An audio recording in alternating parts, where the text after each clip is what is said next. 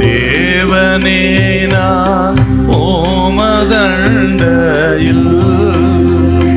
இன்னும் நெருங்கி சேர்வதே என் ஆவல் பூமியில். ஏசாயா 55:1-2 வருஷத்துக்கு கொஞ்சம் வாசிங்களேன். ஓ தாகமா இருக்கிறவர்களே, நீங்கள் எல்லாரும் தண்ணீர் அண்டைக்கு வாருங்கள். பணம் இல்லாதவர்களே, நீங்கள் வந்து வாங்கி சாப்பிடுங்கள்.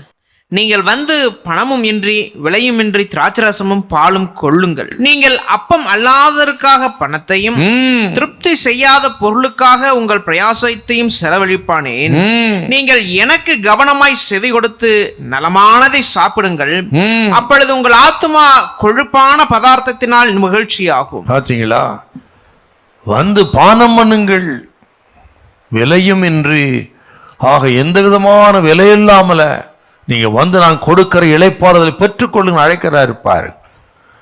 இந்த அழைப்பை ஏன் கொடுக்கிறாருன்னா, வாருங்கள் அப்படின்னா ஆண்டவர் விசுவாசிக்கிறவர்களுக்கு ஆண்டவர் அவர்கள் பசியை ஆற்றுகிறார். அவரிடத்தில் வந்து அவர் கொடுக்கிறதை பெற்றுக்கொள்வதற்கு, பானம் பண்ணுகிறவர்களுக்கு தாகத்தை தீர்க்கிறார். பசியை தாகத்தை தீர்க்கிறேன் வாருங்கள் அப்படின்னு அழைக்கிறார். இதில் என்ன விஷயம்னா, நிறைய பசி இருக்குது, தாகம் இருக்குது உலகத்தில். ஒவ்வொருத்தரும் ஒரு பசி தாகம் இருக்குது. நான் வெளிநாட்டுக்கு போகணுன்றதும், நான் இவ்வளோ படித்து இப்படி ஆகணுன்றதும், சென்ட்ரல் கவர்மெண்ட் வேலை வாங்கணுங்கிறதும் இந்த பசி தாகத்தை சொல்லலை. ஆவிக்குரிய பசி தாகம்.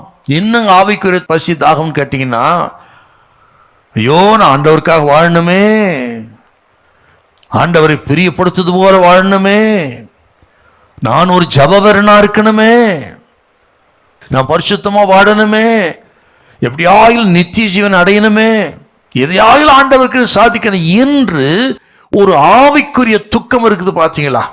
அந்த பசி தான் சொல்றாருங்க ஆண்டவர் இங்க, இல்லையா? இதை கேட்கிற அருமையாக கர்த்தர் பிள்ளை, நீங்க பல வருஷம் நீங்க கிறிஸ்துவலா இருக்கலாம், இந்த தாகம் பசி இருக்குதா உங்களுக்கு? ஆண்டவர் குறித்த காரியங்கள், ஆவிக்குரிய காரியங்கள், அதில் பசி தாகம் இருக்கணும். லௌகிக துக்கம் அல்ல, ஆவிக்குரிய துக்கம் இருக்க வேண்டும். ஆகவே ஜபத்தை குறித்து, பரிசுத்தத்தை குறித்து, ஆண்டவரை பிரியப்படுத்துவதை குறித்து, ஆண்டவருக்காக வாடணும், எதையாக செய்ய வேண்டும் என்கிற பசி தாக பசியுள்ள மனுஷனுக்கு ஆகாரத்தின் மேல எந்த அளவுக்கு ஒரு வாஞ்சையா இருப்பானோ, தாகமுள்ள மனுஷன் தண்ணீர் மேல் எவ்வளவு வாஞ்சை ஆர்வமா இருப்பான். அதை போல ஆண்டவருக்குரிய காரியங்களில் தாகமா இருக்கணும். அப்படி தாகமா இருக்கிற ஜனத்தை தான் அழைக்கிறார். வருத்தப்பட்டு பார சுமக்கவர்களே என்னிடத்தில் வாருங்கள் என்று அப்படி பசியோடு தாகமா இருக்கவங்க தான் அழைக்கிறார். அதுக்கு தாங்க இந்த அழைப்பு கொடுக்கிறார்.